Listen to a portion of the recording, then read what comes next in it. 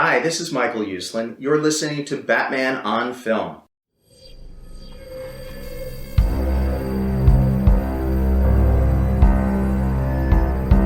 I'm vengeance. I have given a name to my pain.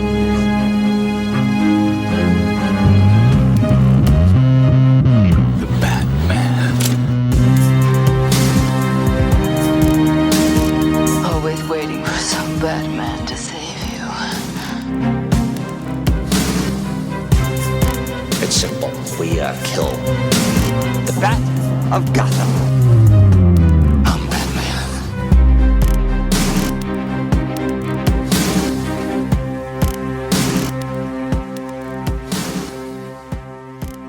And hello, everyone out in Gotham City. Welcome to the BOF podcast. I have taken over. No one is safe. Episode 210, Peter style. Oh, we're in for a ride. Get ready. Fasten your seatbelts. I'm not here alone, though. I've got an OG with me. His name's Ryan Haas, and today we're going to talk. We're going to talk a little Superman, and we're going to talk a little everyone's favorite topic on Twitter: Thomas Wayne Batman and how he could have saved the Flash movie. But first, let's welcome Ryan to the show. Ryan, how are you, sir? I would be good if I could unmute my microphone, and I just did that. He's a rookie podcaster. He's never done this before. So, he's working out the kinks. What's going on? Nothing new? Anything going on in the world of Mario? What's happening? Well, I just, I've been off work on a little staycation, fun staycation type things. I'm trying really hard to beat The Legend of Zelda Tears of the Kingdom. All right. Well, you're doing a lot more than I'm doing. I'm not doing much. You're doing plenty. I saw that. I'm reading a bad issue of Detective here and there. Not doing too much good. Hey, you do the reviews, you do the work. I do. That is true. But we finally have our new Superman Legacy, the man of the hour, and his name is David. What is it? Is it Corn Sweat? Is that how you say it? Isn't that fun? The most fun part about new casting announcements, actors you don't know, is like the relative, like the months of people saying, "How do you pronounce his name?" Good, or Jason Momoa. Gadot. I don't know. Oh, that was a big one. Gal Gadot or Gadot. I know.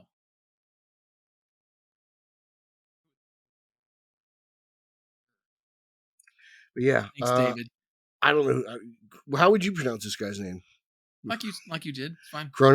David Cronin Sweat. This guy hasn't been in much, man. Like, I got nothing really to work on his catalog. Like, I'm looking at it. And, yeah. I'm not. We're in the unknown territory again. I am proud to say I'm not a self-proclaimed cinephile, really. I mean, I keep up with, as you know, superhero type stuff and the occasional and as many genre things as possible. But I don't really watch tons of other stuff. I don't have time for that. Like I just said, I play games and stuff. I do other stuff. Back in the day, I don't know who actors were unless they were in superhero movies, and that's still true to this day. So I even remember back in the day in 2005, it was like Christian Bale. Who is this? I need to watch a Christian Bale movie. Equilibrium and Shaft. I watched Equilibrium and like American Psycho, and then I was like, okay. So it's a reverse thing for me. When Aaron Eckhart was, I was going to say David Eckhart. When Aaron Eckhart was cast, I watched some romantic comedy. I think it was him and Catherine Zeta-Jones. They were chefs or something. I was like, all right, well, this guy's Harvey Dent. I gotta see what he's like. Yeah. So I did that, but yeah. I mean, I think there's nothing here for this guy really. Like it seems like he's been more of a TV actor than a movie actor. So, well, I mean, it's look at our Supergirl, Sasha Kelly. Yeah, I mean, she was. I get the credits are longer than her movie time. I know, but the important thing is that these are people James Gunn is casting. James Gunn has a really good track record of casting actors for roles. I mean, Chris Pratt's a household name now, and Star-Lord's like a iconic performance at this point, but he was pretty unknown or not as gigantic of an actor when he was cast as Star-Lord, you know? So that's cool. I mean, it's cool that James Gunn he's rebooting, restarting, and getting to, you know, form. It's cool because they've got the aesthetic forming with the rest of the movie. Now they're matching the actors. It's good to at least know that we have, I guess, somewhat of a cast, because they've also cast Lois Lane, Exactly. Rachel Brosnahan. I'm gonna pronounce, you know, that's what I'm guessing and pronounce her name, but she's cast as Lois Lane, and she looks the part. They both look the part to me. Everyone is freaking out because David is a little thin on the thin side, but oh my goodness! Before Cavill turned into my goodness, the McGinnis version of the Hulk. I mean, of Superman. Well, he's a Hulk in his own right. You know, he was a little man himself. So yeah, I mean, nothing a few months in the gym and a couple protein shakes can handle. That's right. Get some. You can smoke him some of your meat. You know, that's the wrong kind of fat. Oh, I see. Reminds me of Christian Bale when he auditioned for Batman, and they Christopher Nolan made him free. He's like, they call me Fat Man instead of Batman. You know, well, if you look at Bale early on, I think while he's like, you know, landing on gigantic wooden, I don't know, 2x4 things, he's a little pudgier. Like you could see during the training scene. It's interesting. I mean, he's doing push-ups. He looks great. And then, because I actually, you know, shocker, I just rewatched Batman Begins a couple days ago. You know, that's a thing I do. I did. And, you know, it's interesting. Some scenes and of course the bat suit in that movie is pretty bulky, but there's some scenes just towards like the end of the movie when he's, talking to Gordon about like, ride the Batmobile. He looks different in the suit there compared to other points in the movie. There's a few scenes in the movie he's a bit beefier. So yeah, it was interesting. It was interesting to me. But then he was like super skinny in the other two movies. So he was super skinny in Rises, wasn't he? Yeah. I don't know if that was he came off that movie where he didn't eat anything for like 3 months. He does things like that. So he's yeah. Anyway, not to get off on a Bale tangent because that's not what we're here. No. BOF. So we got Superman and Lois. I think they looked apart. James Gunn has been very excited about these auditions he's been having. It came down to 9 people total, and he picked his 2. So we'll see where it goes. I mean, I just look at these. I'm just like the poor Nicholas Hoult. It seems like he's up for every role for a superhero movie, and then doesn't get it. Apparently up for Lex as well. Isn't he rumored to be up for Lex? Right. Yeah. So now that'll be the next wave here. You start with your leads, and then you start casting the others around him. Here we go. Back to Begins. I mean, Mr. Murphy auditioned for Bruce Wayne and ended up becoming Scarecrow. So and then it happens. Yep. And 20 years later, he gets to be in a lead in a Nolan movie. Didn't Jesse Eisenberg audition for Jimmy Olsen? And then Snyder was like, he's too good. I can't kill him. I got to make him Lex. You know, I got another part for him. He's like, well, what if I do this? I like the Jolly Rancher stuff. That doesn't bother me at all. I kind of get I dig it. I'm glad it doesn't bother you. But we're good. I mean, what's next? What do you want to see from this movie? We got the cast. Jimmy Olsen. I want to see Jimmy Olsen.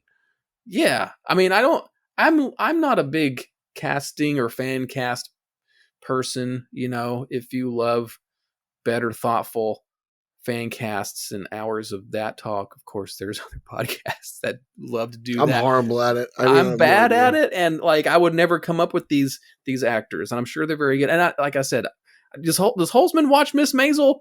I bet he does. I bet he can tell us if she's a good actress. He's probably too busy drooling over Secret Invasion right now. I just finished the second episode of that before is it as good as Holtzman lays it out to me? Well, it's good. Is it better than Gotham Knights? Yeah. Wow, that's saying something. That's saying something. Well, that's saying something and meaning nothing at the same time, Peter. That's Gotham Knights. For the listeners who don't know, me and Pete have been the 2 people of the BOF boys who have literally watched all of Gotham Knights, and while everybody around is just like, little Mocking us. lemmings, not mocking us and yet not doing the work, and it makes me very upset. Like Pete just cackles in the background, and I'm just like, I don't know, I'm watching it. But it's a one encapsulated I love the Batman finale. content. The finale Well, was great. we're gonna do a special podcast on that, right? Either We're gonna do we'll do an Would you- episode of Straight Outta Gotham. I think we're gonna do like a live stream because we'll get Steve Helm involved in that. straight out of Gotham Knights. Yeah. That's So it's what gonna I- be fun. We'll maybe do like an iceberg lounge or something, but that'll be a fun time there. Yeah, I'm excited. Okay, so But you want to see Jimmy? So I want to see. it's- I want to see think Jimmy. Jimmy's nice. There better be Jimmy. He better wear a bow tie, and that's my requirement.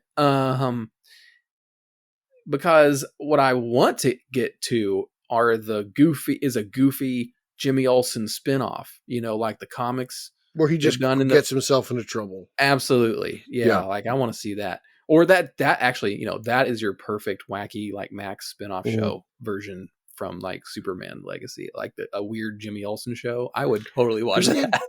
We had Jenny in the Snyderverse. You know, she was around, and we had Lombard. So well, that we was did. really the extent of really expanding the, let's say, like the Metropolis extension of the Superman family.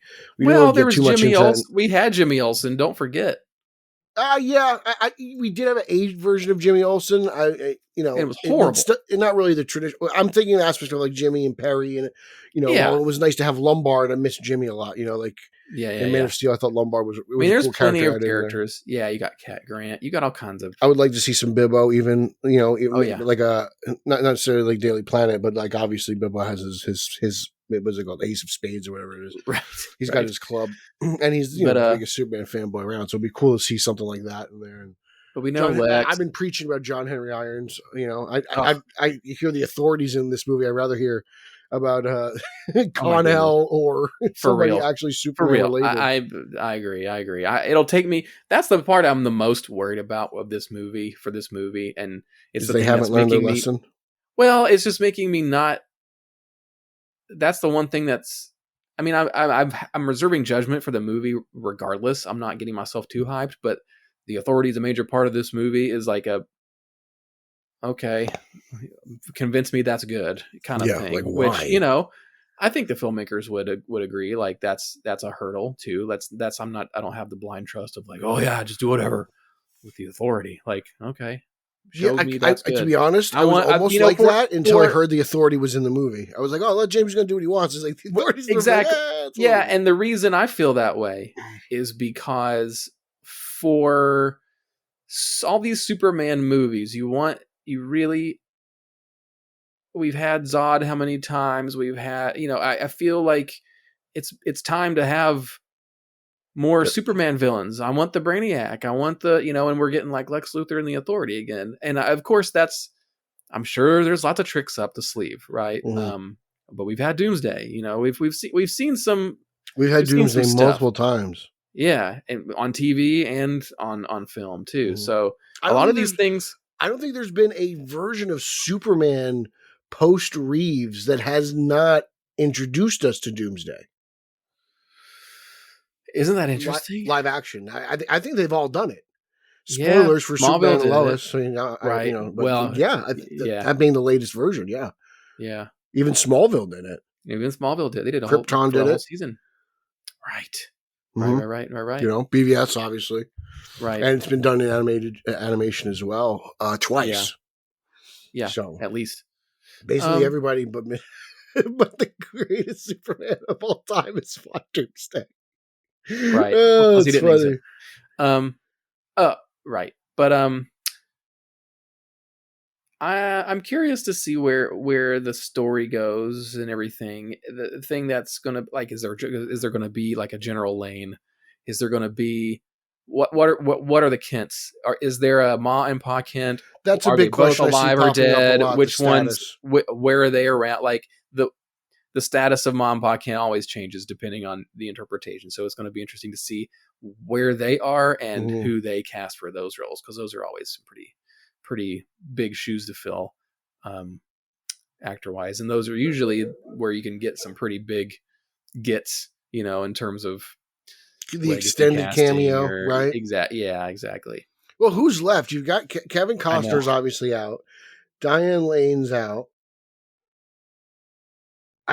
Could you see like Sally Field comes to mind because she was just recently Aunt May. Right. Something I'm trying to think like who is it? Tony Danza and Sally Field? No, this is why I don't fan cast Tony Danza. I can't fan cast. I can't do That's it. the first thing I can't do it.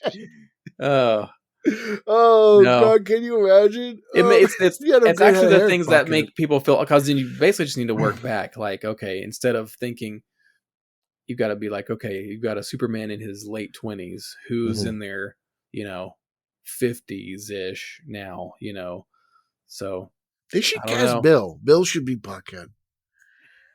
Can you imagine Bill's Buckhead? Texas is not Kansas. No.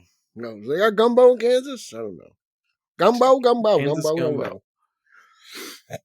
Okay, what are you going to do? That's it. The DCU is a changing.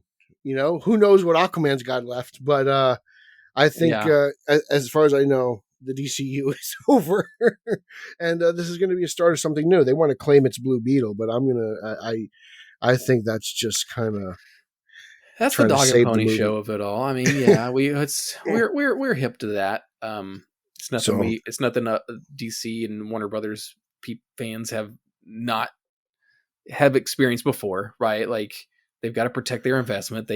Especially after the Flash is doing terribly, and after it's not just the Flash either. We're 3 strikes here. We're out.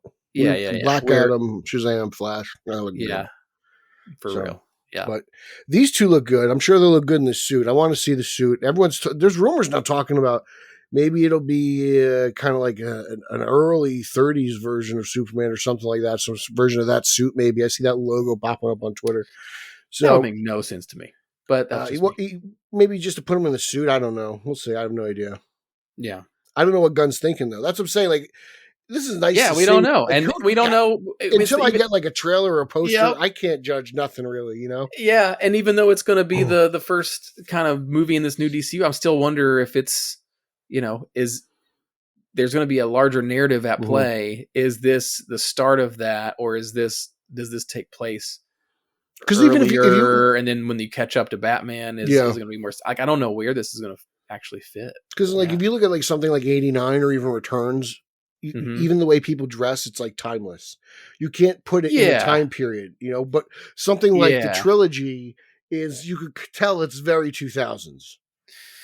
Yeah, and the Batman the Animated Series, and then by extension Superman the Animated Series also kind of did. They towed that line really well too. They towed the line really well, and it was like that Art Deco timeless Art Deco kind of thing that I think it worked really well for. Everyone's walking around in fedoras and button downs. They got lasers. Well, they took that Art Deco kind of approach, and they put it through the noir lens for Batman, but then they put it through this like 1950s science fiction type lens for Superman, and it worked, in my opinion, really well. Probably because that's from the era where Superman emerged, and that's where a lot of his most famous villains kind of come from. So there's a lot to draw from there, and then you kind of mix in Star Wars and the things that have come after it, and you get kind of a really interesting homogenized version of that. But we've got that, and we've got what Snyder did with Superman on film previously. So we'll see what James Gunn does with this new universe, because I did listen to his interview with Michael Rosenbaum on his podcast, and he seemed really excited and talking about how he's trying to really work together really closely with the production designer and the visual effects supervisor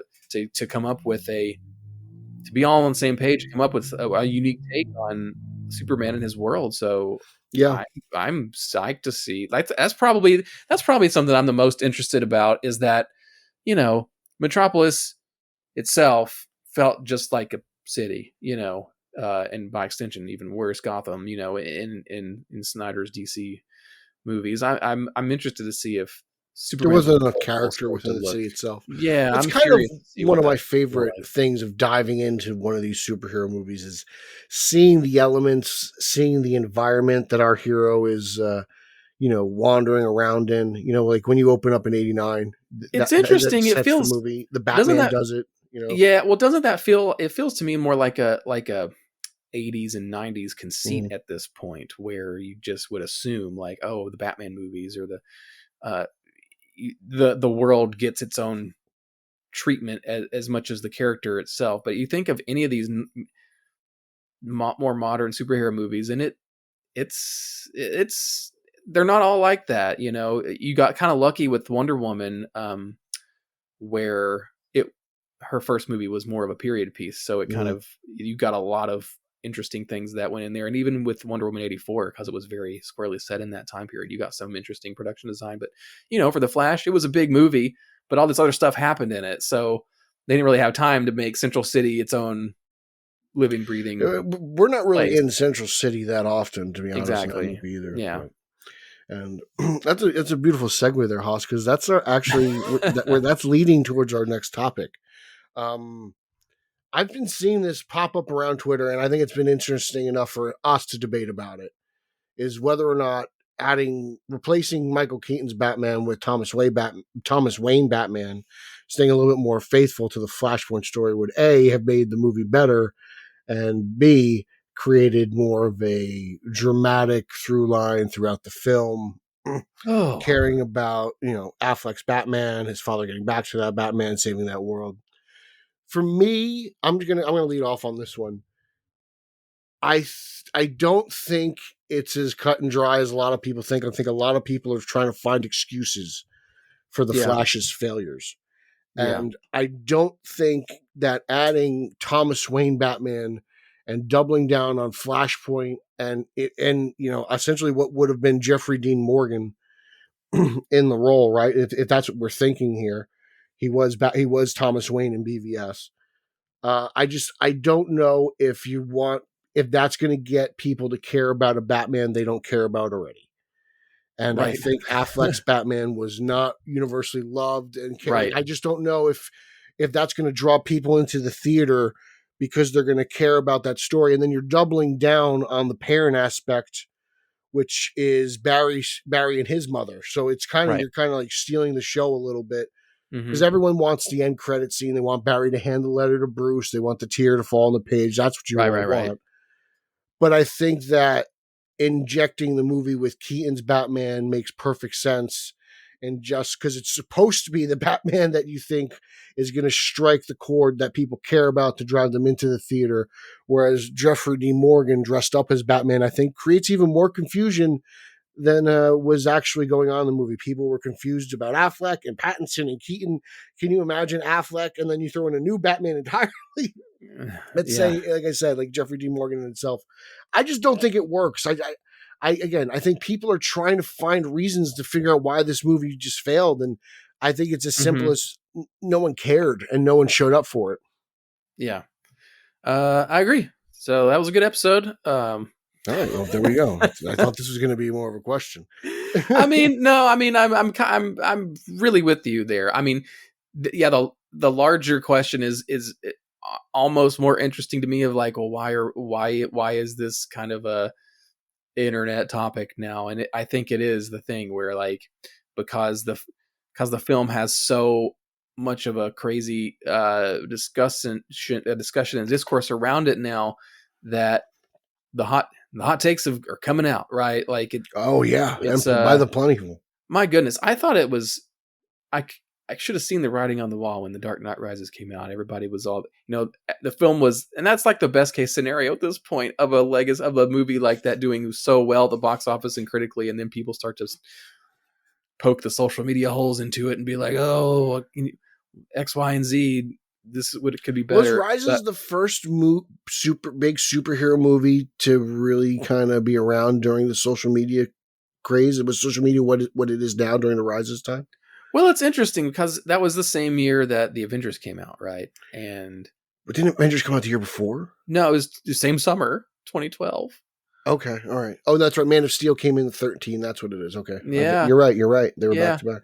So, yeah, so it was an interesting time. But, for The Flash, people are just trying to find answers and find meaning. And then you also have the people that want clicks and hot takes get clicks and people reading it. And a lot of folks that talk on the internet like this just, I feel like have this, they're just so like wired that they need to have this lightning rod hot take out there so people will, because they've got the answer. I've seen so many people with takes like that. What they should have done is this. You know what we know, we've seen the stuff. It just makes me tired, Pete. I just read it and I'm just like, because now the conversation isn't anymore about the movie itself. It's about what's going around.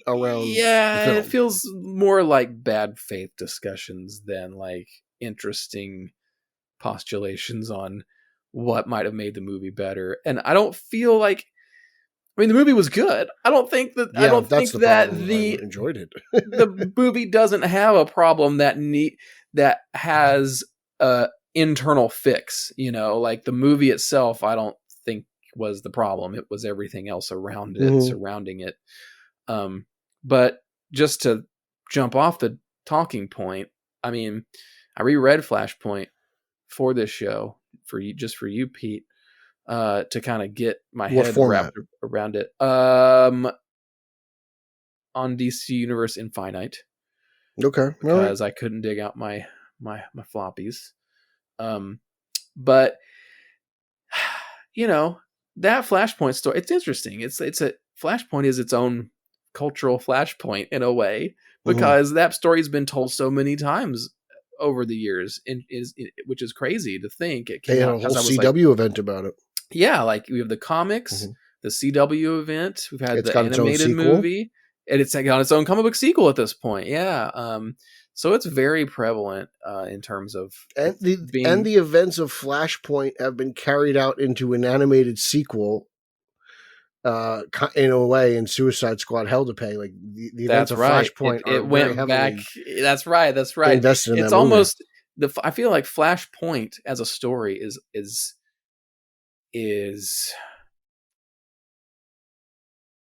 up there in the same conversation when you talk about the Flash as a character. You talk about Flashpoint, like you talk about Batman. You talk about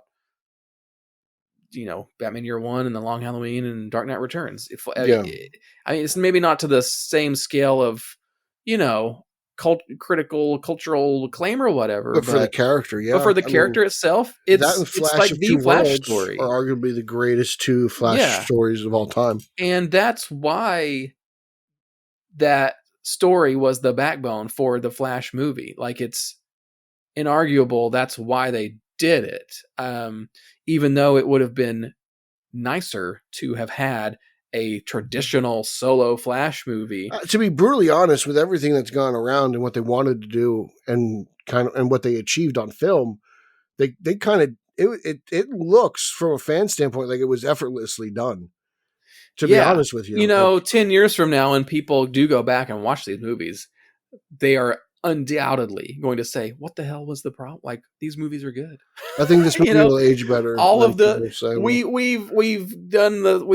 seen how the sausage is made so closely over the last few years here that when the next generation gets these movies, it's going to be like we see this now with like the Star Wars movies, right? Like, people that grew up with the prequels just love the prequels, and they just see it without all the context and all the discourse, and 10 years from now, people are going to be like, "Hey, we love The Last Jedi. We love the whatever."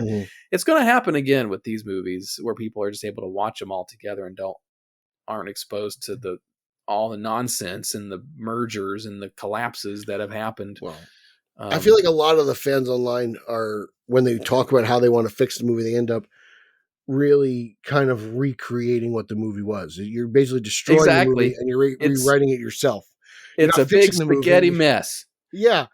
That's what Flashpoint was always about, because it's that point in time where everything changes, it's funny because that point in time, everything changed in the New 50 when we got the New 52. That was the result of the original Flashpoint. Whereas this one, and the way we got it theatrically, the way it ended, they both had a meta reason for the story to exist. Flashpoint comic exists so there can be a New 52. The Flash movie exists so there can be a clean slate universe. It's kind of very serendipitous how it's worked out, And a lot of times I like to judge movies like by themselves, of themselves, but this is an interesting case where the external story surrounding it is kind of worth the analysis. I mean, that's why we're doing this show. as somebody who just talks about like we should just enjoy stuff. I also, I'm my own worst enemy sometimes. I like talking about this stuff on podcasts. Hey y'all, it's Bill Ramey, founder of Batman on Film. Let's take a quick pause in this podcast for these words from our sponsor. Well, that's why, like, when you think about it, it's like how, and James Wan has recently said this, that he said Aquaman 2 is pretty much a standalone movie, and you're kind of like, I can kind of see it because the way the Flash ends, Clooney's back as Batman, right? Like, that's the kicker, Kowalski. Yeah, and like what happens? Like this isn't the same Aquaman that we saw. This is a new version of Aquaman, essentially, right? In the new timeline, like everything's changed at this point. But the next movie, I mean, it wasn't Aquaman supposed to come out before the Flash? Yes, originally. The way that they were. I mean, so they probably didn't matter anyway. I bet the only thing that actually would have mattered would have been post credits type scenes, which they keep changing anyway. I always thought that, like, going into the movie, I thought that there would be more of a spectacle or something a little bit more obvious that things were drastically different. Like all we got it was Clooney popping out of the car, right? Like, and like, okay, right. So still everything's not the same, but like, I don't know. Like, I guess it's just the fan of me. Like, was I expecting that like Barry would just run into the new universe and then there would just be a whole new cast of people? Like, what are you doing? You're late for the Justice League meeting type deal. Like, I know it's a fanboy thing.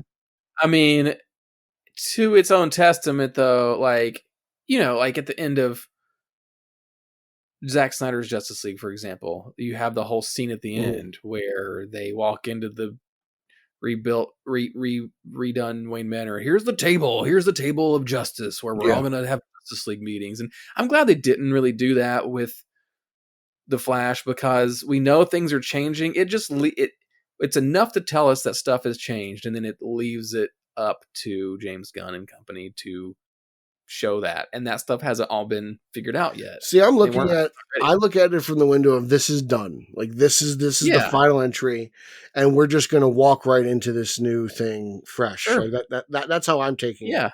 I was expecting more of a blend between the two, but it didn't happen. But I'm thinking in terms of comic books in print, and it's easy to do because you're an artist and you can draw the new iterations of these characters who haven't been cast yet in live action. You idiot. Well, and the timelines are much shorter too. Yeah. So it's like, hey, this issue comes out next month. Hey, redraw this final page is easier than hey, cast these people and put them in this movie. 2 years before the next movie comes out. That's just not super feasible. The MCU is done that more, but even they've had their own set of things that don't match up sometimes, or their own, my goodness, at this point, I've seen entire shows trying to, let's analyze the post-credit scenes in the MCU that didn't lead to anything, that haven't been resolved. Post-credit scenes in the MCU that didn't lead to anything? I think so. I think there's plenty. I thought they all led to. I thought they all did. I thought that was the connective tissue more than anything. Well, there's some that are like, huh, or that they still haven't. They have their own Sinestro. I had no idea. I didn't. I really did. Well, where's my Howard the Duck movie? I see. I never thought that was going to lead to a Howard the Duck movie. I just thought it was cool to put Howard the Duck in the movie. Well, sure, that's true. So I don't know. We'll see who pops up in this new DCU. I mean, it'd be. Like, how crazy would it be if George actually was the Batman and the Brave and the Bold? That would be very crazy. Right. I don't know. It's just that wasn't going to happen. But I know that, but it's like. But I hope it does. I would love it. It's so strange. I don't know what he's going to do. I don't know what age range they're going for Batman and what they want to cast for. So yeah, I'm kind of more like. I mean, I'm the same. I feel the same way that I do about Superman Legacy, and I hate to say it, but it's like I don't really care. I don't really care until I start hearing more about the movie. I'm not sold on this stuff just because it's happening, because I'm a fan. Well, now they've.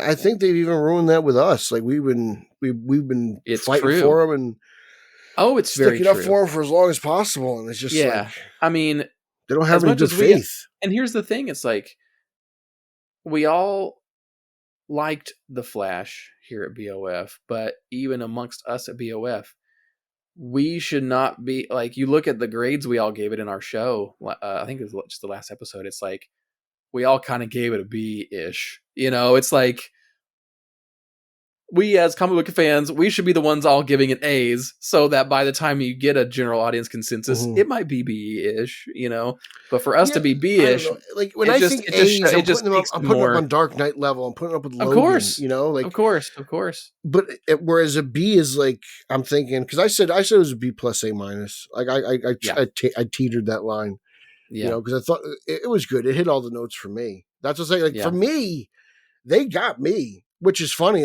I guess there's just not enough guys like me going around. You're like me, obviously. The Flash was a hit for me. It's funny. Is it sacrilegious, Pete, to say like I enjoyed this version of Flashpoint more than the comic? Didn't somebody else on the show say that? Javi did. Javi said it was his preferred version.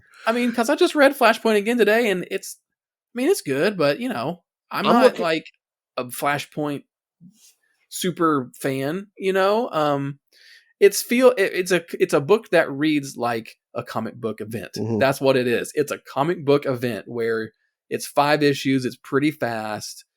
It's got a lot of big ideas, but a lot of it is like one ear and out the other. And a lot of it is like, hey, look at this splash page. It's Lois Lane and this other group of people that you need to read a whole extra miniseries of to actually get anything out of it. And that's what's cool about comics, though. Like if you do go on DC Universe Infinite, there is like you can read the 5 issues and kind of get it, but to really get the most out of it, you got to read like all the tie-ins and stuff. And again, tie-ins and all that's kind of annoying when you're a week-to-week comic book fan, but when you've got them all in front of you in the omnibus. It's kind of cool when you can read it all together.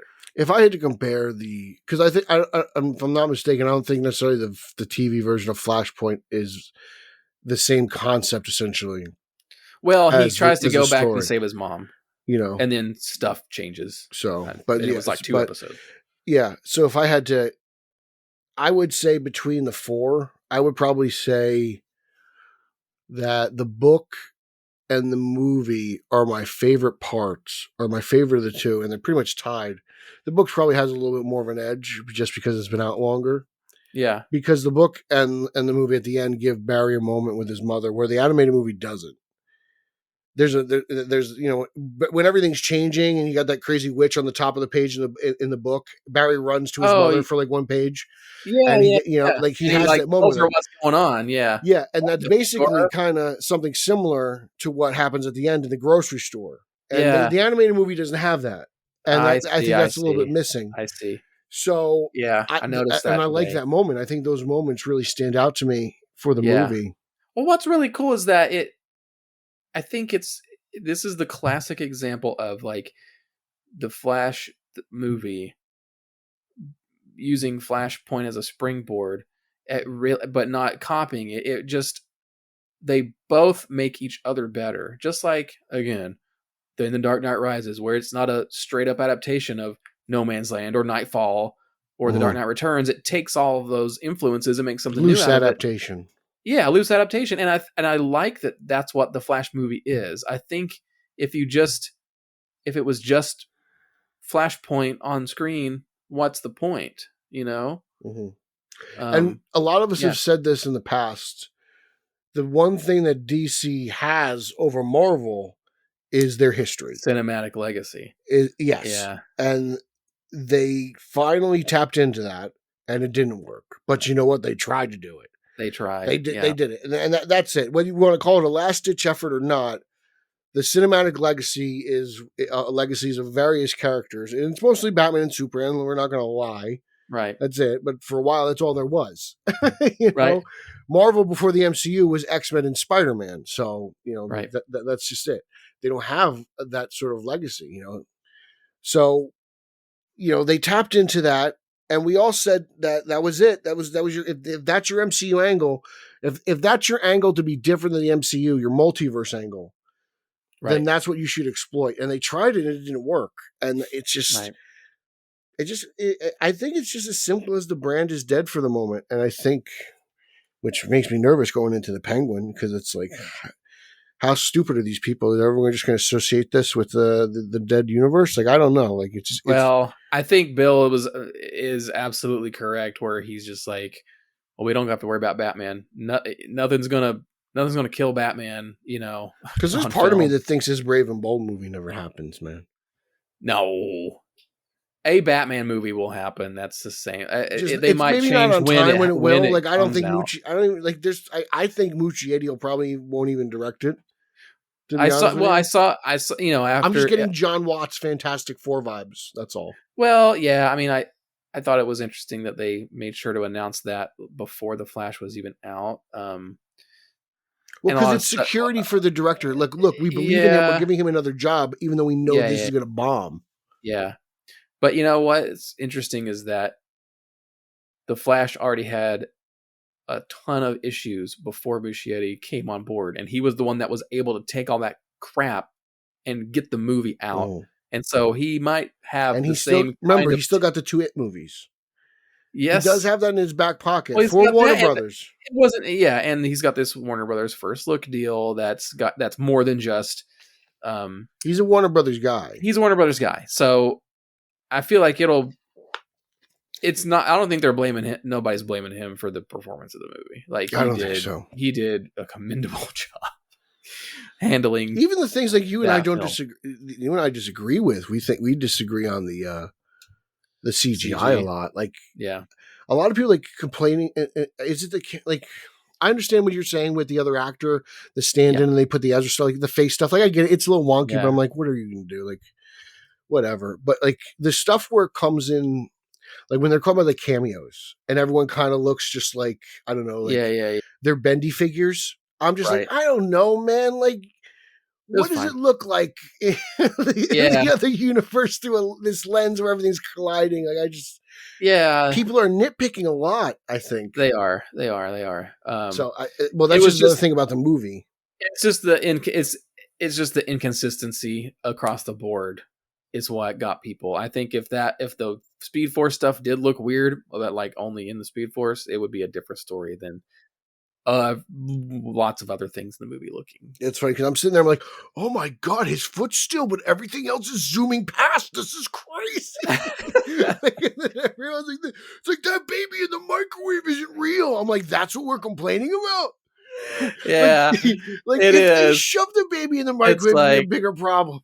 I mean, it's weird. It's weird because it's like, I look at the baby in the microwave, I'm like, that looks not great. But then also, I love Son of the Mask, and so that's a movie with like weird CG baby, and I'm fine with that. But so I'm on. It's a bad place to be. But it's just funny because they give you this really interesting scene, and I'm like, what do you want them to do? Like dangle a doll from a string? I know, and have him run. this like, I don't get it. Like, when did movie special effects have to look so real? Like, when did that happen? Like, I remember watching movies and like backlots and stuff, like, you know what I'm saying? Like, a lot of it's a Hollywood look to it for a reason. Right. Well, yeah. It's been an interesting progression. I think it's got something to do with just, it's this like diminishing returns on visual effects and what audiences expect out of like quality. And the video game industry is going through this too. You know, we have video games that are $60 to $70 and they're AAA games. And so that means quality. That means it has to look amazing and all this. But that means that every game gets compared to the best game ever that looked amazing. And movies are the same thing. So like if something comes out that looks amazing, and like Avatar comes out, it looks amazing, has amazing CG. The next movie that comes out after that, it better look just like Avatar because I paid the same to go see that movie, and its CG needs to look like that CG. So as an industry, there's push and pull and all this, and the expectation for superhero movies get blended in more so than other random genre movies. I'm all about suspending, disbelief, but like I know for a fact Ezra Miller's not running that fast. Well, yes, I know this is fake, and we're more as a society, right? Like we're more nitpicky. Back in the day, you would see a movie and then you would see it in much lower resolution on TV. That's what it was. It was HD. HD ruined it. And now we like see a movie and then we're trying to get it on streaming like a week later so we can pause it and see where all the punches don't connect and stuff. And so so that's part of it too. And then of course you have YouTube channels that are dedicated on like, let's pause this frame and see where the effects aren't good. Like they paused. There was one shot where they paused it on Affleck during the Maroney chase scene. Yeah. And they're like, why you got to do Ben like that? I'm like, well, you paused it at like this awkward moment where he's like half talking. Like, of course he looks weird. Yeah. So, yeah, sure. This is why I hate fans. Yeah. I mean, in every form of media is not, it's crazy. Like, everything can't be perfect. That's what art is all about, Peter. I don't know. Dude, I don't know. Like you read comic books and you see flaws too. There's flaws in everything. Oh yeah, sometimes the what did Ben Affleck say about scars and it makes sense? It's the same thing with art, Pete. No, I get it, but I also like. Hey, look, every once in a while when there's a boom mic and a shot, I appreciate that. Like it like some people want to get all sensitive. It takes me out of the movie. I'm like, no, it doesn't. This thing's so goddamn loud, and you're munching on your popcorn. Nothing can take you out of this movie. You were checking Twitter in the movie during that. Such an angry bastard. Shut up and enjoy the film. Like that's really what it comes down to. Like you are so grumpy. You just took video of yourself so you could tweet it and ruin the moment. At the end of I went second screening of The Flash. I was with my buddy Andy. And the movie, and I'm wearing my Batman t-shirt that I just got off Amazon, Keaton style, right? Yeah. The film ends, the guy next to me who has been huffing and puffing the whole movie, totally unsatisfied, gets up. Oh, he's goes, so unsatisfied. He's puffing and puffing in the movie. The whole movie. I was dying laughing. First of all, it's like, it doesn't bother me. It's my second viewing. So it's like the show within the show. And he gets up and he's like, movie sucks.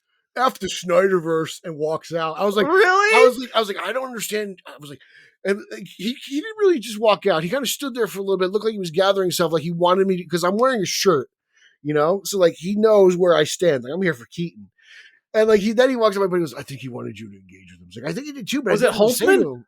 No, God no, please. If it was Holtzman, I would have jumped on his back. I'm like, what's wrong with you? This is fun. But it's just like I was like, I can't judge you, man. You just hated the movie, but then you said screw the Snyderverse, and then left. That's amazing. I just didn't. I was like, I don't know who you are. You seem like a crazy Twitter guy. I don't want to engage you. The Snyderverse changed into the Schumacherverse by the time it was over, though. Oh my God, I had one guy DM me on Twitter and tell me how now that Keaton is still alive, and I was like, yeah, he's alive in the multiverse. We're just not going to see it. He's like, no, let me explain it to you. He's like, when the cans get moved, right? That's when the Burtonverse and the Snyderverse unconnect. But then when you put them up here, then the Snyderverse collides with the Schumacherverse. So Keaton's actually there, like it never happened. And now George is back, and I was like, yeah, that all makes sense. We're never going to see this again. It's over. Like, yeah. Like, dude, you know who you're talking to? I got 41 long boxes in my basement. Like, I get this stuff. Yeah. Like, you don't have to explain to me. Time travel was very, like, I thought the movie simplified it, but I was like, very simple in the movie, and I got it perfectly. It made me feel smart, but I was like, yeah, I get this. I was like, no, I get timelines and everything. I'm not new to this stuff. I got it. Yeah. I just want the timeline where we got this damn Batgirl movie, though, honestly, because I'm seeing the leaks, Pete. It looks good. Like, I didn't get Batmobile. I didn't get the Batmobile in The Flash. They had the Batmobile scene in Batgirl in a Gotham that looks better than any Gotham in the DCE. Like Funyuns in Robin's seat in the 2-seater Batmobile that Kowalski loves so much. Yeah. That's another thing I gotta say. You guys complaining about there's no Batmobile in this movie? Come on. we got a pretty cool Batwing in this. And when the hell are we going Yeah. to get a scene with him? Hold on, I've been retired for 20 years. Let me go to Gotham real quick. Like, They write the movie, Pete. They could have had a reason. you Coulda can't drive had the a Batmobile reason. to Russia. Hey, you know what's awesome? They keep talking about effing Back to the Future in this movie and lightning. And what happens in that Back to the Future movie? They have to drive a car and let it get struck by lightning. They already then tried what happens? Zemeckis to direct the movie like 5 years ago. He said no. That would have been. Oh, they did. They did He was in try to talks get- for like a week or They something. tried to Wasn't get he? Zemeckis to direct the Oh movie. my gosh, I would have loved that. That would have made so much sense. But like, they could have, I know that they're trying to replicate the scene in Flashpoint where you have Batman helping Barry recreate the experiment that gave him his powers. But you could have done. I played homage to that and Back to the Future at the same time with the Batmobile from Do you '89. realize You could have had if they you could have. tried to do that, they would have been ripped apart for stealing that scene. Oh my god, though! Can Wouldn't you it have been imagine? amazing? Zemeckis is the I blueprint. can. See, Pete, I listen to this. Zemeckis is the blueprint. You know what would have made the movie better, Pete? You know what? People cared. forget the Thomas Wayne thing. They should have had the '89 Batmobile and had it be the lightning rod, and that way you get a Batmobile chase scene where Batman's trying to like get struck, the Batmobile struck by lightning, so You Flash weren't a gets big his fan powers of the back. Batman kite that he had. I love the Batman That was kite. the most 66 thing I've seen in a long time. It's not it was totally 66, but also it's right in line with like a Batman Returns Batman that has bat signal projectors on the sides of his house too. Like that totally fits within the Keaton thing. Of course he's got a bat kite laying around. Hey, look, to harness I light. enjoyed the film. I enjoyed the preaching to film too. choir here. Yeah. I'm still customizing my Batwing. I'm trying to get that second figure to fit flush, so working on that. Yeah. But I'm trying. I just picked up the battle damaged Batman. Oh, I got mine Walmart too. exclusive. So I picked up Mhm. that. So still picking up some merch here and there. This is Yep, I am too. I got the previews comic store exclusive maskless Keaton Batman pop also. That's fun having Pretty that nice. pop around Grandpa Batman. It's fun having him. just Grandpa kinda sit Batman. around. I'm still soaking this in. I want to get another viewing Yeah. in the theater before it's gone. I think they were rumors they were taking it out Friday. Well, it's been it doing was- so bad. It was it's going to drop like every week. Movies drop from screens, and so like it's going to drop from a bunch of theaters, Which so it's means gonna I'll be be the only it's one gonna in the be theater, so Harder, it'll be it'll be fine. harder to find in the theaters. Past Okay, Friday. so I'd like to get one more viewing of the Flash in theaters. Just Yeah, there's if you like the movie at all, you better it's go not see it even- again before it's just out. I'm 37 years old. I grew up with Keaton.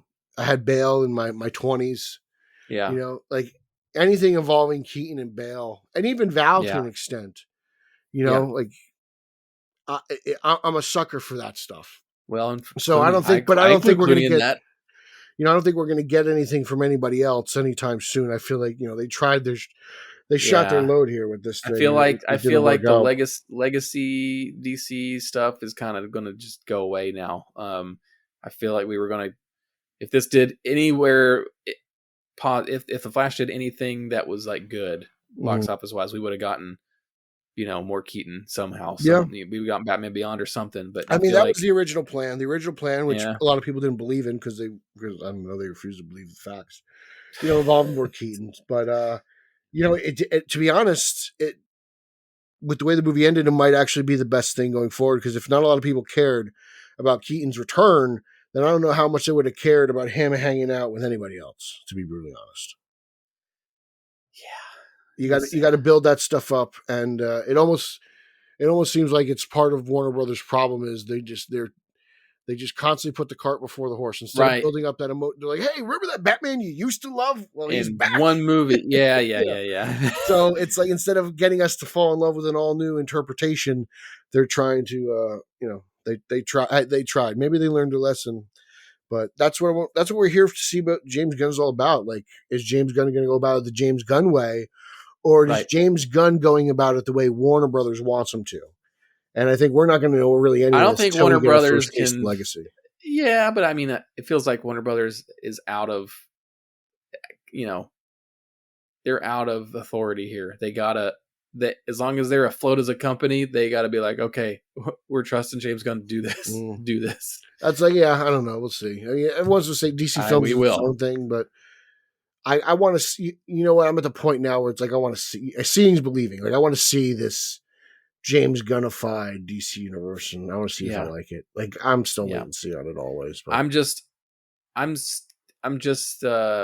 my big wait and see thing is like all of these projects and movies that aren't the big household DC names. Like, you got Wonder Woman and Green Lantern relegated to TV shows that are, and in the Wonder Woman thing, it really isn't even about Wonder Woman, and Batman's kind of a weird thing. Where is that? The Authority, who cares?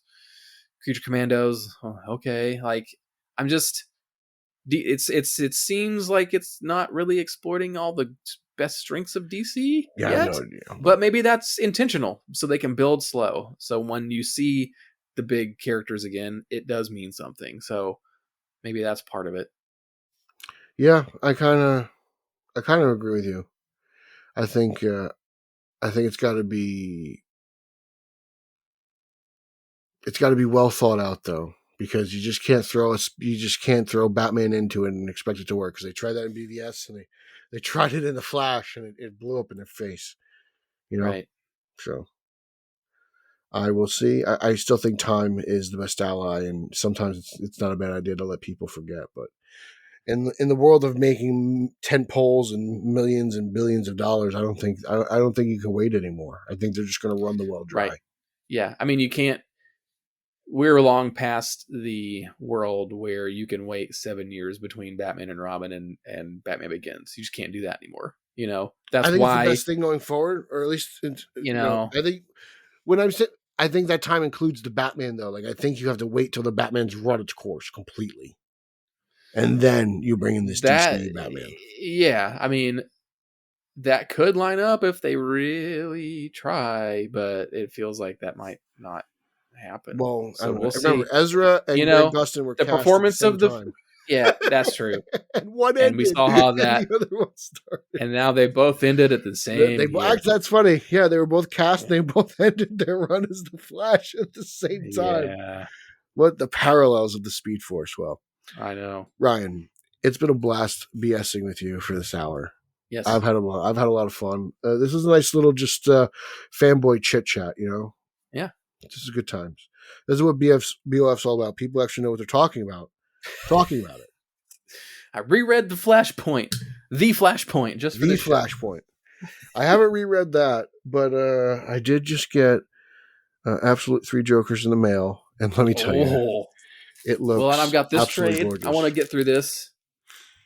That's a good one. Oswald in Flashpoint is very interesting.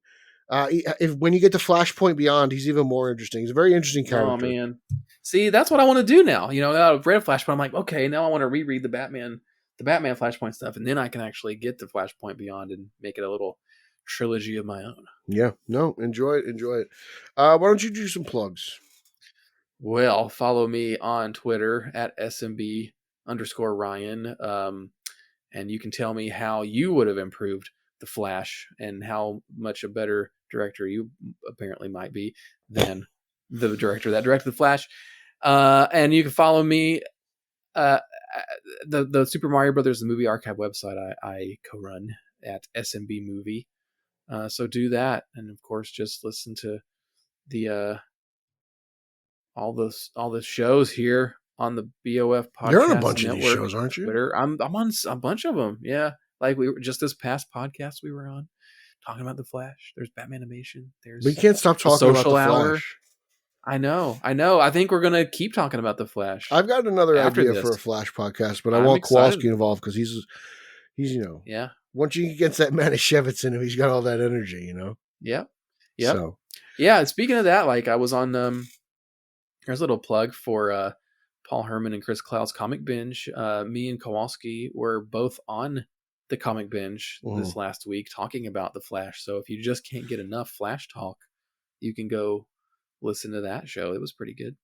Yeah, I would say it's you guys are as positive as you could be about the Flash, given the circumstances. A lot of places were a lot negative, but Paul did a great job moderating you and the guys there. I believe Javi was a part of that episode as well. So it was basically BOF light. We're rich. We're just taking over. That's what we It totally do. was. People with sensibilities, but that just leaves it up to me now. You can follow me on social media. That's Twitter, Instagram, Mastodon, and Zack Snyder's favorite platform, Verra, at Pete Illustrated. You can follow my other podcast I do with the champion of Long Island, Eric Holzman. That's Straight Outta Gotham, at straight_O_G on Instagram and Twitter. Check us out on Facebook. We have a Facebook group very similar to the BOF Facebook group, a little bit wider range. You get a little bit more Fantastic Four news there than you will get in the BOF group. So check that stuff out. But check that out. You'd love to join. Remember, group and page, so make sure you're following both. Let's see, what else do I got? Italian Spider-Man Coalition, at Italians for Spidey. Check that out. Kind of revamping the show a little bit, trying to change some things, doing some things. So me and Kowalski are busy there. At Team Yellow Oval on Twitter, because I'm having fun with the Flash. I got to see it again. I'm still collecting merch. I'm trying to catch up to some of you, the rest of you guys. I'll tell you what, between Spin Master and McFarlane, there's been no shortage of fun stuff to collect and Funko. Oh my goodness! For Flash. Can't wait for that Batman '89 Batmobile figure 2-pack. From what I'm hearing, it's the same Batmobile, but the new figures. So I don't know. That's not concrete. So I'm not dropping a scoop or anything on the BO podcast, but that's just a rumor. So for those of you who don't like the gray canopy, I think you're gonna have to deal with it. It'd be nice if he fixed it. Would be. Anyway, I'm almost over the hour mark. That means I'm going to get in trouble. I'm going to have to run laps. So I'm Peter Verra for Ryan Haas. This is the BOF podcast. Thanks for tuning in, and we'll catch you next time. You have been listening to the official podcast of the one and only Batman on Film website. On Twitter, follow BOF at Batman on Film and the Batman Podcast Network at BatPod Network. For Jet and everyone at Batman on Film, I'm announcer Rachel. Thanks for listening to the authoritative, definitive, the original Batman on Film.